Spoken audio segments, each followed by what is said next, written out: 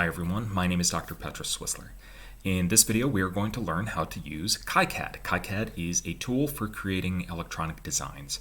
Everything from kind of symbolic representations, as you can kind of see here, all the way up to finished circuit boards. There are other programs out there for doing this sort of thing. Eagle is a very popular example. However, Kicad is open source, which means that it is free to use, completely free. And you can use all of the features as you wish. There's also a lot of very powerful things with it. There's a Python scripting language, and the project is being actively supported and developed. The organization responsible is CERN, so it's a very up-and-coming tool that I think is a very good option for anyone who wants to get started with electronic design. So, I'm going to assume that you have already downloaded this in the and installed it. So once you actually open it up, this is what it's going to look like. It's kind of blank, and the very first thing that you need to do is you need to do File, New Project. That's going to create a new project, as you might imagine. Now I have created a little directory here, and we'll just call this Tutorial. That's going to create a project file, and you can see it's started kind of a little thing here. Now, before you actually start designing, the first thing that you should do is actually decide, what do you want to make? In this case, what I want to make is I want to make a little thing that lights up, has some lights when I plug in a USB cable. And so for a simple project like this, it's potentially not worth sketching out exactly what you want. But it's good practice, because as you get more and more complex, you're going to start to have to think about exactly how you're going to logically group things. And so this is for a more complex robot that I am currently developing. And I just do this all in PowerPoint. Now, before you actually start with the schematic, what you need to do is you need to create a library of parts. Now, when you are creating these libraries, this is essentially going to tell Kicad this is all of the parts that I'm going to have in my design. Theoretically, you can use all of the global libraries that you see here. However, I find it very convenient to have a single library of all of my parts, so I don't have to dig through these myriad parts every time I want to add something. So what I'm going to do, File, New Library. We're going to just create this as a project library. And we'll just call this Tutorial Library. You can see it's been added here. Now, one thing that I would actually like to point out, this can be kind of annoying to have here, right? Because it's kind of in the middle of things. So what we're going to do is we're actually going to undo that. We're going to delete it. You can see here we have the tutorial library there. We're just going to delete that. And we're going to create a new library, again, project. We're going to call it _ tutorial lib. That's just going to force it to the bottom, makes it a lot easier to actually find it when you're actually going through and looking for parts. So there's two parts that we really need right now. We need an LED. You can see there's a lot of different options here. This one looks nice. Right now we're only worried about the symbol, so we're just going to right-click on it, and we're going to copy. We're then going to go to our library. We're going to paste. We can see it right there. Now you see how there's a little asterisk there. That means it's unsaved. Control S to save, or click there. Goes away. Now we also need to add a resistor. And one thing that you're going to find is that Kicad uses the European standards for a lot of these things. This is what a European resistor looks like. Again, that's because it's being developed by CERN, which is in Europe. So if we go to R _ US, we have the symbol that I personally am more familiar with, and you're going to see in most US designs. So we're going to copy this.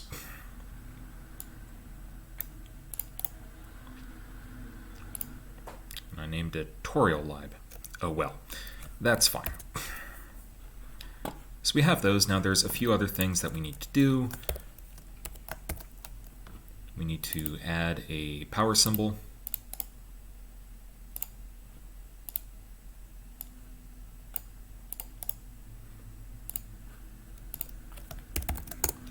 And we need to add a ground. And there's a lot of different styles here.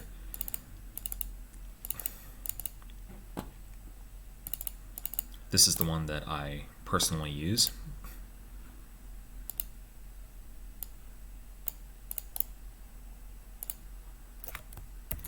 Save that. Now, we need some way of actually plugging in the USB, right? And to do that, I have found this part on DigiKey. Now, if you have not used DigiKey before, we're going to kind of take a detour look at how to actually find stuff. So what I did is I said, okay, I need a USB plug, right? Type in USB, and what we needed, connectors.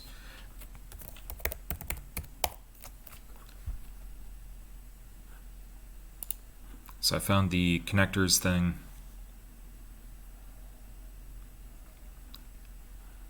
It loads.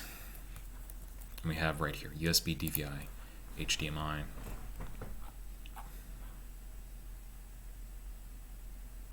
Connector assemblies. And we can see right now there are a lot of results, right? So this has upwards of 4,000 results. So what we're going to do is we need to start saying, okay, how are we going to start filtering down? Well, the very first thing I do, I exclude marketplace products, reduced it by a bit. You have to say, I only want in stock. And then the other thing that you always want a data sheet, a photo, and a CAD model. It may end up being the case that the part that you need doesn't have a CAD model. It's just going to make your life a lot easier. And so we're just going to do the initial filter like that. But we still have over 800 results. So right now we know that we want a USB, micro B, and we want 5 contacts for that. We've gone from 888 to 93. Still have lots of options.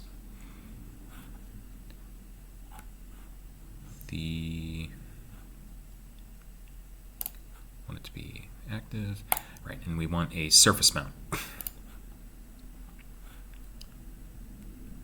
So you can see that all these are going to be solderable directly to the breadboard. Now, skipping ahead, we have this, and it looks like I did a different thing there. Whatever. Eventually, you'll find what you want, and you're going to scroll down here to EDA models. I'm just going to select this one, and we can see here there's the symbol and there's the footprint. The footprint is what it actually is going to look like on your PCB. This is what it's going to look like in your schematic. So you're just going to click download symbol and footprint. You're going to select Kicad, version 6 and later. It's going to go, it's going to download. You can see here it goes into a zip file here that contains a lot of stuff. Now, I already have this in my tutorial video. I have already extracted it here. And so what we can do is we can go here and we can do right click on the library, import symbol, click on this, and we're going to import this symbol. We have that there. Now, all these things you can kind of ignore. These are all kind of notes that they have here. We're going to save. And this is all the symbols that we need. Right? Now, if you wanted to move these pins around, that's fine. Let's say that we wanted all the shield stuff on the other side, because you can kind of tell that there's a lot of overlapping stuff here. You can just move them around. And all the controls here are more or less going to be the same as the schematic, so we'll go over how to manipulate these once we actually go to the schematic itself. So the next step is to go to the schematic editor. You can see you have a sheet here. And you can actually have multiple sheets. And so if you want to break the design down into different blocks, what I actually did is I had a separate sheet for each of these three things, connecting them. That's kind of advanced. But for now, what you can see here is we have a blank canvas to work on. Now, there's a lot of stuff that you can do with this to configure. I'm going to Preferences. You can see there's a lot of different things. I always set the zoom speed to minimum, and you can see I have a lot of different user interface stuff that you can do. Now, one of the things to know about Kicad is that it is very heavy on hotkeys. If you ever want to check what all of the hotkeys are, you can see it here. I will go through them as we need. So the first thing that you need to do is you need to add symbols. So we're going to add a symbol. So do that. We're going to add this. Great. So we have this symbol for the USB. Remember, this is the USB that we want. And there's a few things that we can do with it. Now you can see that if I click this, I can mirror vertically, I can mirror horizontally, rotate. Now you can also do this with hotkeys. If you want to flip along the x-axis, you hit X. If you want to flip along the y-axis, you hit Y. Rotate is R. The other things to know about this, if I double click on it, there's a lot of different values that you have. You can actually add a link to a data sheet, which is very nice, and so I just copied that. Right? It has all these different things, and just hit OK. So have this, put that there. Now, because we are just using this for power, one thing that you should always do is you should explicitly mark what no connection points are. So we're going to go over here. We're just going to mark out these data lines, this ID line, and all the shields are going to be no connect. I'm just going to add a little note here. So I click the text thing.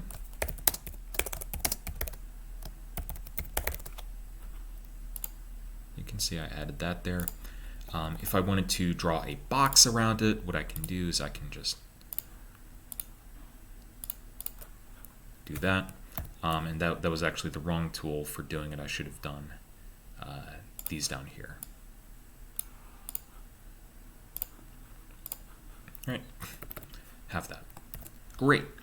So next thing that we want to do is we want to add all of the LEDs and resistors. So we're going to go here. We're going to select the LED, rotate it. We're going to select the resistor. Now, what we are going to do is we are going to connect these together. We know that we want to start from VCC, that's the 5-volt line. We know that we want to go all the way down to ground. However, we don't actually have the ground here, and so if you want to add 5 volts and ground, you can of course go here and select that or select that. But it has a very nice feature where it knows that these are power symbols, and so you don't actually have to go through everything. I'm just going to add the ground reference there, connect that to there. I'll kind of explain why we're going around like that in a bit, but have that. And why this is a potentiometer, I do not know. Let's not do that. Now, the really nice thing is that, of course, you can go back at any time to the symbol editor, And let's just say that we want this to be wider.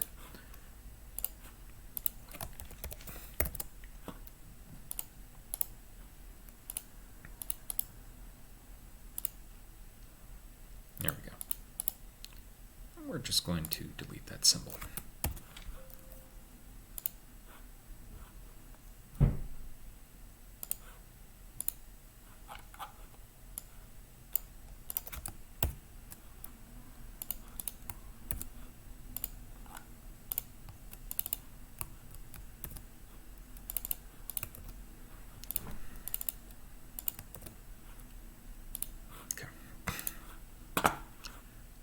So going here, now we have what we want. But we see that it's still this thin version. What we can do is we can do place, tools, update symbols from library, update all symbols in schematic. We've gone like that. So cool, we have this. Now what we need to do is we need to set the values. There's two ways of doing that. Either you can double click, it'll bring up all these properties that we kind of showed before.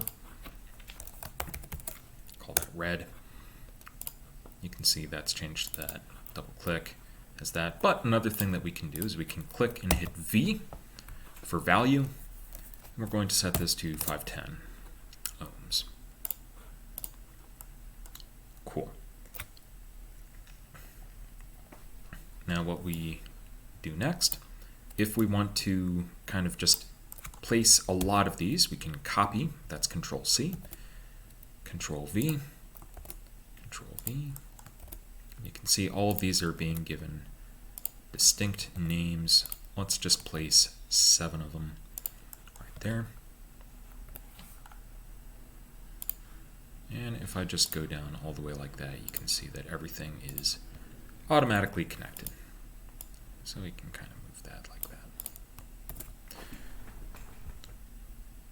So that's pretty straightforward. Now, one thing that is good to do is that we can do inspect electrical rules checker. You can see that there's a few issues that it noted, right? So we have this, which is disconnected. Go back here. You can see that there's a few issues it noted. Just make sure that you're okay with any issues that throws. Otherwise, it's fine. Just checking, still recording, great. All right. So now that we have all of this, the thing that we need to do is we need to add footprints, right? We're ready to start actually making this into a physical reality. And so if we go here and we go to Footprint Editor, it's going to load and we have this, great. We're basically going to do the same thing as we did for the symbol library. This is a footprint library. So we're going to do File, New Library, Project.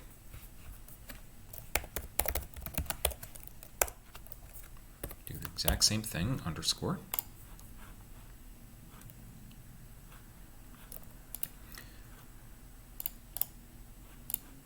So same thing. Now, this is something that I'm just going to hand wave away. 0603 is the way that I'm going to have all of these resistors. You can kind of see that's what it's going to look like. Going to copy footprint. Paste footprint.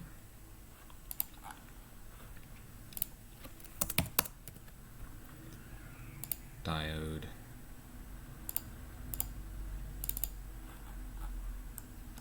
You can see that we have this.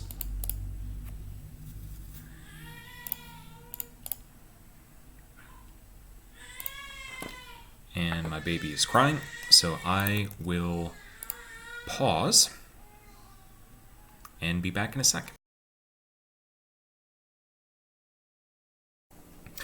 Okay.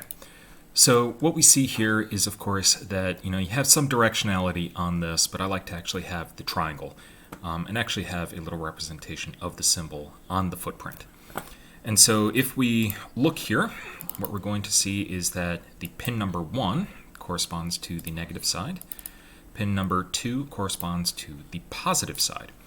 And so right here, what I can do, we can see 1 and 2. I'm going to add a little polygon. And I'm just going to draw a little polygon right there. And I'll draw a little line, of course. I'm not spending too much time getting this perfect. You can see it's not all that pretty, but that's fine. This is about 1 millimeter by 1 millimeter, so nobody's going to notice. So we have that. Now, of course, we have the hard part, which is the footprint for the USB cable. What we can do is, again, we come in here to the file that we downloaded, and it just imports right here.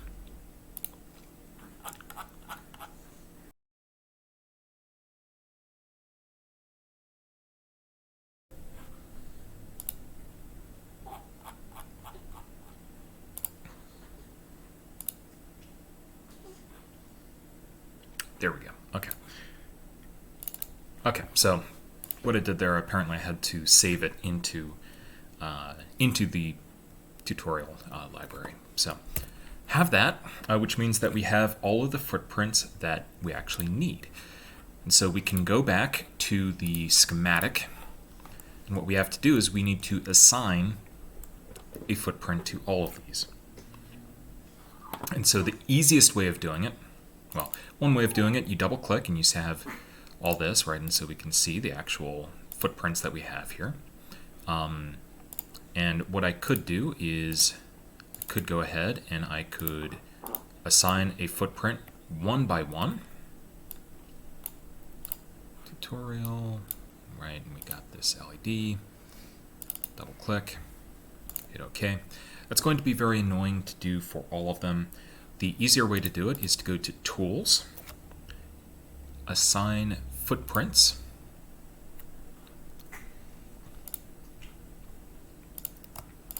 We can see all of these have the same. And so what I've done is I click Shift there, and I'm just going to double click on Filtered Footprints. I'm going to do the same thing for the resistors. So basically just bulk assigning of that. Hit OK. And we have all of that. So that was pretty straightforward. Now another thing to note with that is that if I wanted to kind of filter this, because this is a lot, I could of course just do that, which limits the footprints to that. So now I'm actually ready to create the PCB. So I go to the PCB editor.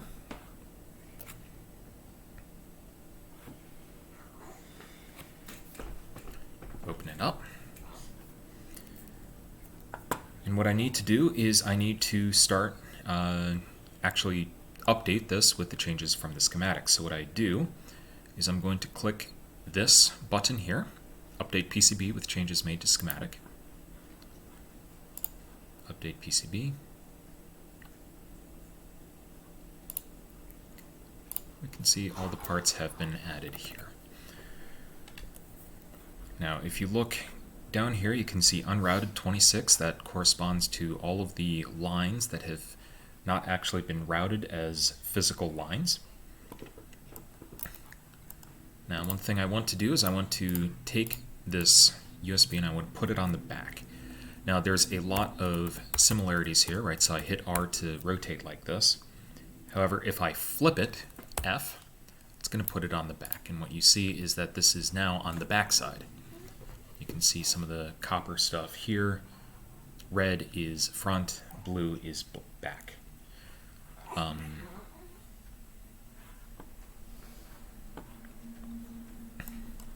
can do this in bulk, take all the resistors.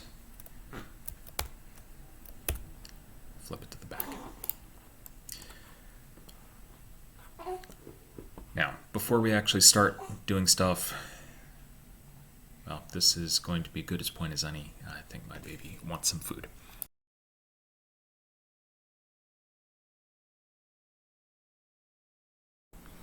Alright, so the next step is, of course, to position everything.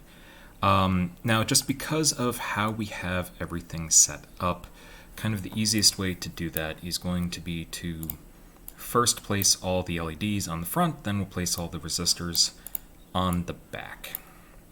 So let's just arrange everything kind of like this. And in order to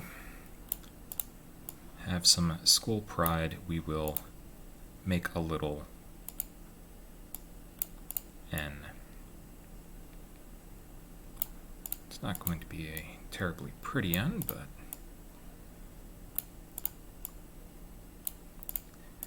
now let's say, of course, we want to rotate this by about 45 degrees, and let's just do that for all these. What you can do is you can double click. You can see down here, orientation 30.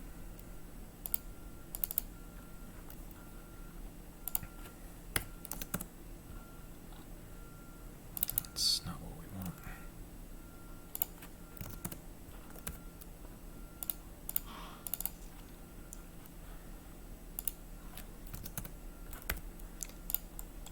So we have a bit of an N here. We'll just place it kind of like this.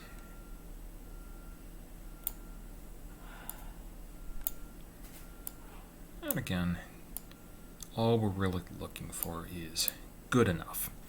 In a railboard, we would probably spend a lot longer on this process of getting stuff exactly set up how we want, but for now, this is fine.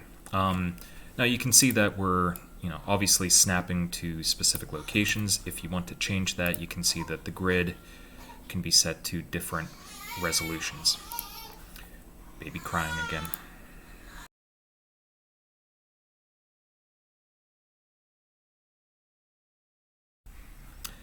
Alright, and so now we're just going to arrange stuff such that basically everything will fit. You kind of have to keep your mind on two levels at the same time, right? So you got the front and the back that you have to consider kind of simultaneously. What I'm going to do, just to make stuff a bit easier for this implementation, is I'm going to actually be taking all these resistors,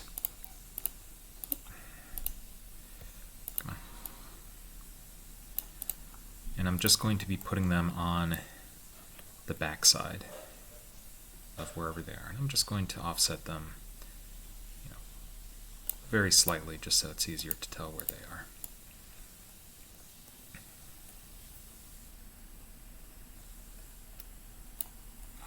One thing you're seeing is that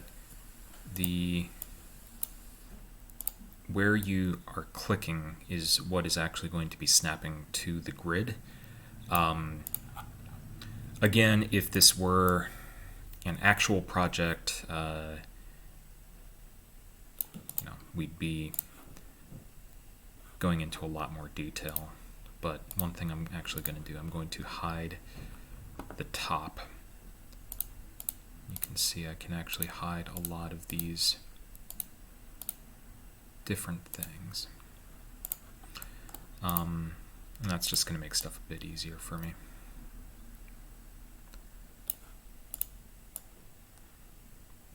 And this is one thing that you're going to see, is that there are many potential levels of detail that you can go into. But in the end, it's something that you're going to have to decide for yourself how stringently you're going to hold yourself to a pretty circuit board. So now one of the things that we need to do is we need to start actually routing things. And in order to do that in Kicad, one of the things that you need to do is you need to actually start setting up what parameters you're going to allow. Now, the way to do this, you're going to go to File, Board Setup. It's going to take a moment to load.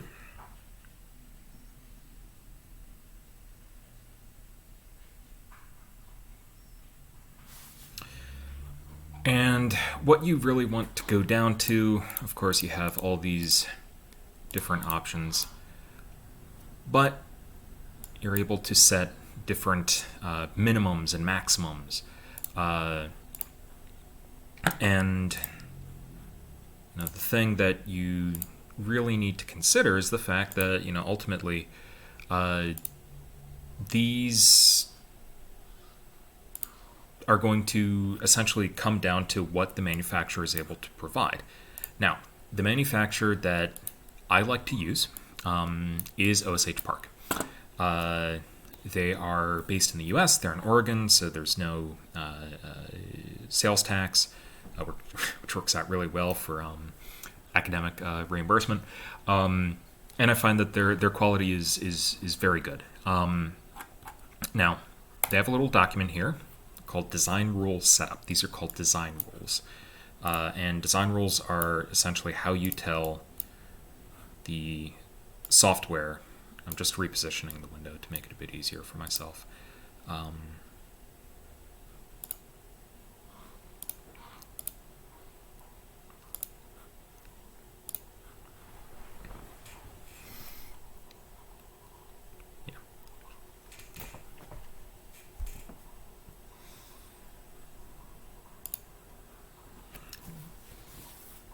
It's loading. Okay.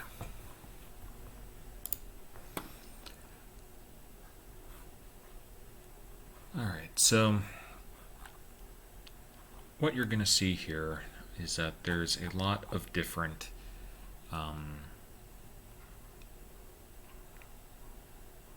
things that are specified. And in this case, a lot of the things are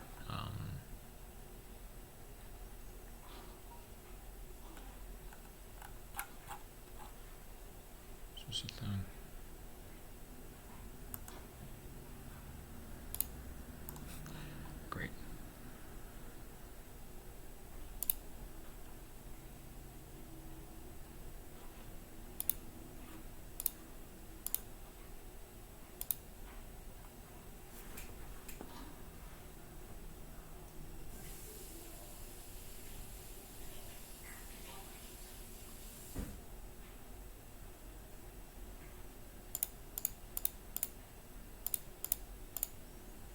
Unfortunately, this instruction is for an older version of Kicad. Okay, fine.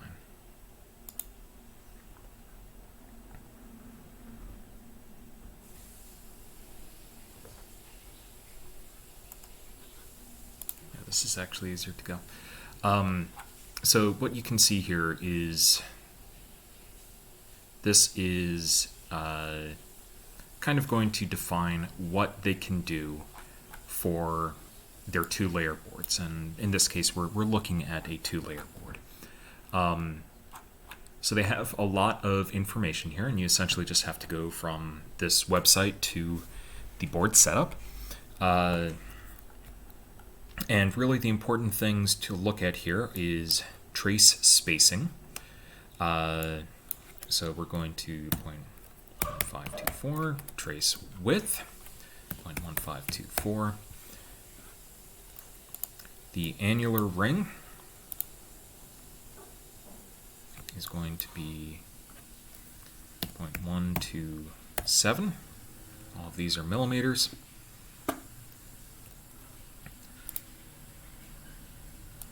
Copper to edge, 0.381. And via plating thickness, that's all fine. Now the thing to keep in mind is that you can make stuff, you can define stuff that cannot be manufactured, and they'll try, this is just what they guarantee.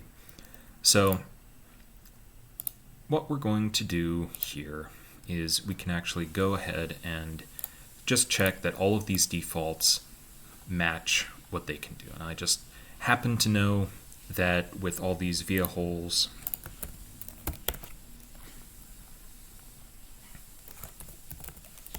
yeah, minimum drill size, right, 0.2, via hole 0.4, and I'm actually going to 0.3, take that down.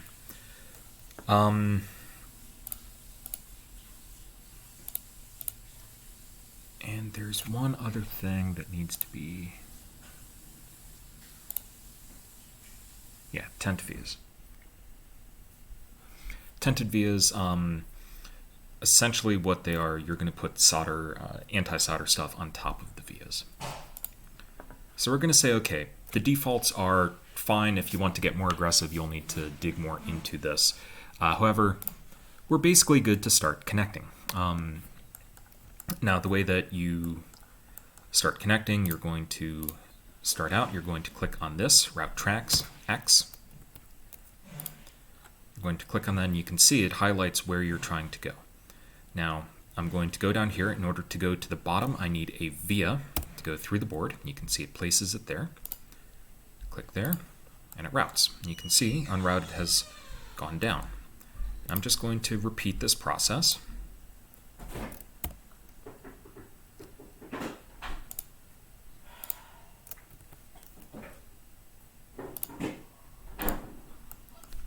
We've gone down to 24 unrouted.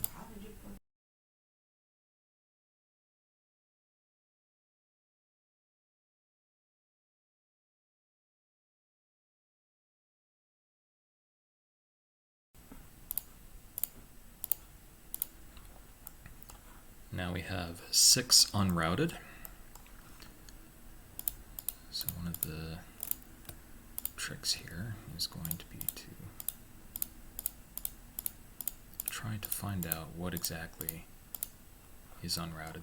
So we have this. Now we have 5 unrouted. I'm looking for those connections. We have all this. All right, so these are disconnected. And I guess just the way I had it set up, it was like that. Okay, we're at 0 unrouted. Now, if I wanted to move stuff, you can see it actually doesn't follow, which is one of the kind of unfortunate quirks of Kicad. Other softwares, if you drag the part, it'll move the stuff, which can be a blessing and a curse. A lot of times you end up preemptively just rerouting stuff because it can be very annoying to deal with. But I'm just going to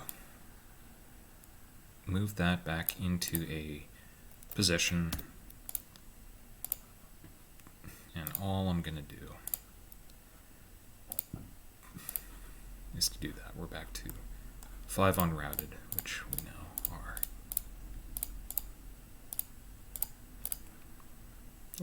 Double clicked.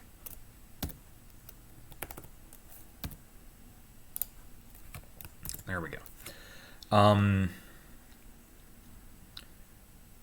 Now we need to actually set what the dimensions of the board are. The best way to do this, we're going to go down to edge cuts. We're going to click on that. That makes edge cuts as the active thing. And all we're going to do is we're going to draw a rectangle like that. And that has defined edge cuts. Now, what we also want to do, this is kind of an advanced secret technique, is we're going to create a giant polygon of copper. These are called ground planes. So the way that you do this is that you need to use the zone fill tool. All right, so zone fill, and all you need to do, I'm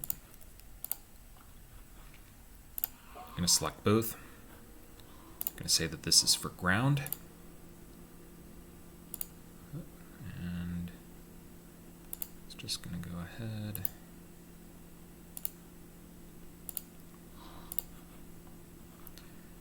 And you can see it's filled it all in nicely, and all this is connected to ground. And what I can do is I can add some vias here, and you can see this is kind of going and creating these isolated pockets. And these vias actually kind of serve to make everything a bit more, it's just better electrically.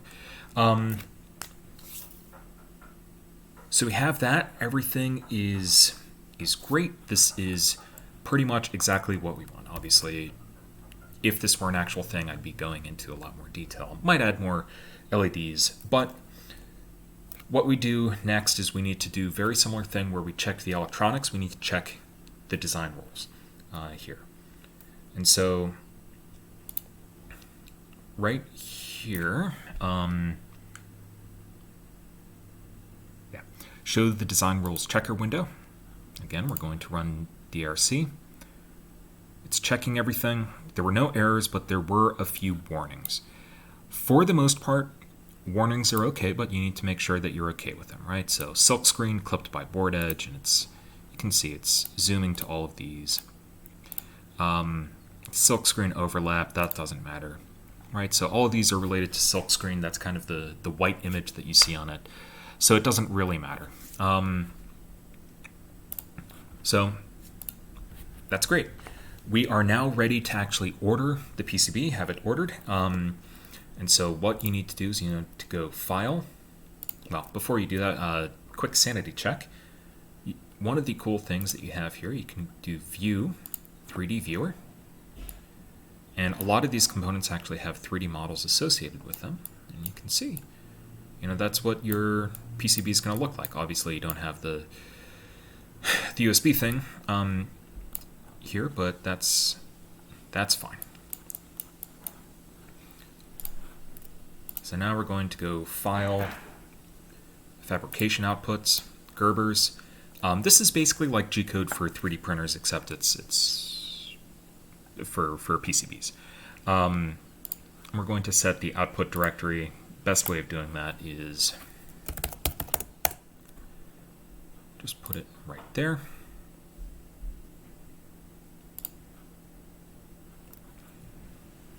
I'm going to hit plot.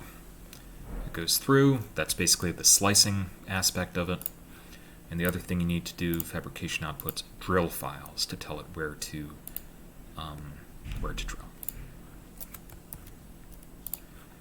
So now, when we go to OSH Park, what we can do down here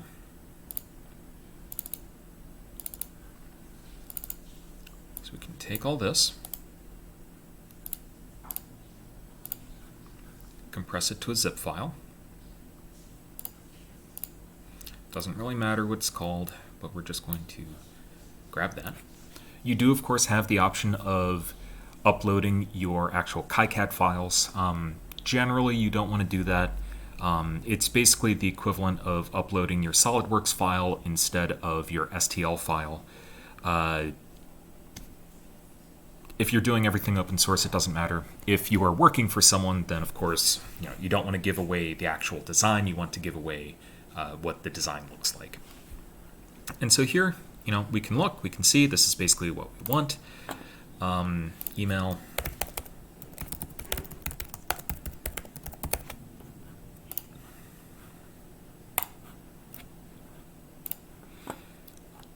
Yep, and it kind of goes through, it shows all of the different layers, that's what the copper looks like. Outline. We can go to order. You can see it would cost $1.55 for 3 of them. So it's very inexpensive. If we get it and you use free shipping, it'll arrive in about 2 weeks. And yeah, that is how you use Kicad to make a PCB. Now, I will be doing a follow-up video, hopefully soon, where I go over a much more complex design. But this should give you a good start in terms of doing something for yourself and I really encourage you to start playing around and just get familiar with the tool, because it's a lot of fun to make PCBs.